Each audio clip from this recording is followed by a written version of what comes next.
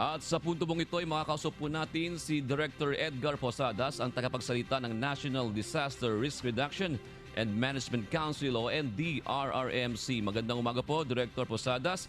Kumusta na po ang mga monitoring na ginagawa niyo po ninyo hinggil sa epekto po ng Bagyong Egay na ngayon po ay nakita ko po sa advisory ng Pag-asa ay ganap na pong nasa kategory na po na typhoon. Ano po?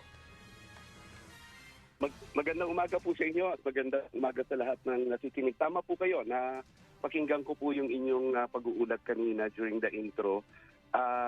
Kasi po as of during the weekend po talagang nag-conduct po ang NDRIMC sa pamumuno po ng Office of Civil Defense at yun pong nag-conduct po tayo na tinatawag natin na PIDRA, no? Yung Pre-Disaster Risk Assessment Core Group Meeting.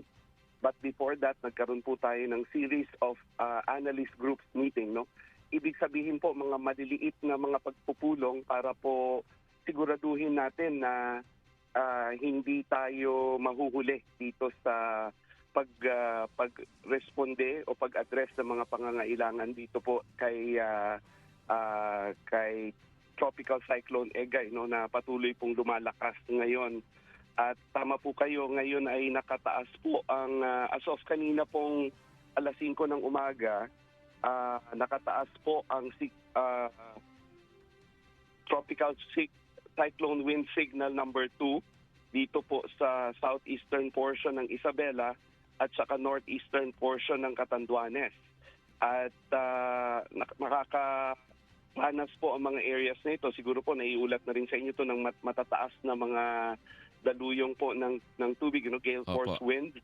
At saka dito rin po, there's a long list of signal number 1 provinces where it is hoisted po, no, kasama po ang Batanes, Cagayan, Babuyan Islands, Isabela, Quirino, Nueva Vizcaya, Apayao, Kalinga, Abra, Mountain Province, Ifugao, Benguet, Ilocos Norte, Ilocos Sur, La Union, and the northern portion po of Pangasinan, northern and eastern portions of Nueva Ecija, northern and southeastern portions of Quezon. Kasama na po dito yung mga isla ng Polillo Islands, Camarines Norte, Camarines Sur, the rest of Catanduanes, Albay, Sorsogon, and Masbate. Tama po kayo, ito po ay expected na super typhoon po ito, ano? At binabantayan po natin dahil hindi pa rin po natin naiaalis yung posibilidad, sir, na ito po ay posibleng mag-landfall dun sa tip ng Cagayan. At tama po yung paghahanda ng probinsya ng Cagayan at ganoon din po ang Office of Civil Defense Regional Office 2. Marami na pong regional offices ang nakataas po ang aming alert level sa red.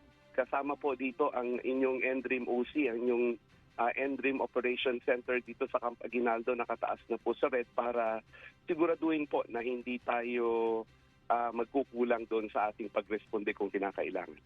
Sir Edgar, gaano na po karaming mga individual o families na naapektuhan ngayon ng Bagyong Egay at itong nakakapekto rin po ba yung meron din po bang mga families na apektado ng habagat na pinalakas nitong ng Bagyong Egay, Director? Maganda po yung aspeto na yun na binanggit ninyo, sir, kasi hindi natin ma-delineate ngayon, sir, yung pure effects ni Egay na direct effects niya versus yung epekto po ng southwest monsoon o yung habagat.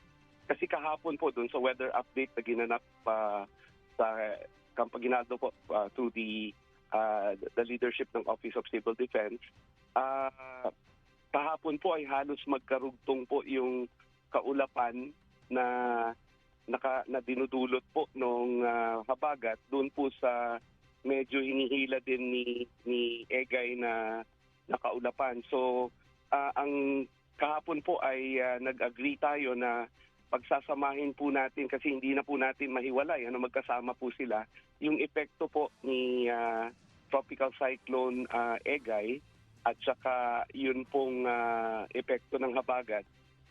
Karamihan po, meron po kaming mga initial na reports dito na may mga pangilang-ilang pagbabaha. Dito po sa Region 6, meron po tayong 2 na nireport na flooded areas. Although mga initial lang po ito, sir, no? Isa po yung nag-subside na. Meron po tayong kabuuang 11,185 po na mga individual or 3,300 families sa 14 na barangay po. Ito po yung naapektuhan sa ngayon. Ito po ay nakapaloob. Meron po tayong mga evacuation centers na in place na po, no?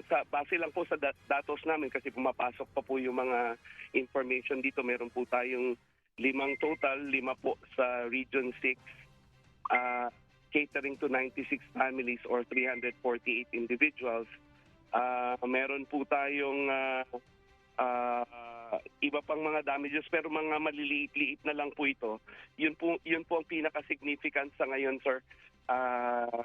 As of now, yun po ang mga paghahanda na ginagawa din natin. Nagmo-monitor po tayo at naka-activate po yung mga concerned regional offices natin na siya pong tumututok doon sa ating mga kaibigan sa mga lokal na pamahalaan. Co-coordinate po tayo sa kanila dahil sila po ang mga frontliners dito. At nagpapasalamat po kami sa kanilang kahandaan at sa kanilang suporta sa panawagan ng ating Pangulo ng pagkakaloob po ng timely, efficient at saka adequate po na response all the time sa pamumuno po ng pamahalaan. And when I say pamahalaan po, this involves the national government agencies and the local government agencies down to the level po ng barangay. Alright, maraming salamat po Sir Edgar Posadas, Director. At sana po mamaya po ay makaulit po kami ng interview sa inyo o ng inyo pong mga kinatawan dyan sa NDRRMC dahil kailangan po talaga natin ng informasyon. Lalo na po sinasabi nyo nga po na lumalakas itong si Bagyong Egay po. Opo, makakaasa po kayo. At maraming salamat din po sa pagkakataon. Mabuhay po kayo, mag-ingat po kayo. Yan po si Director Edgar Posadas ng NDRRMC. Samantala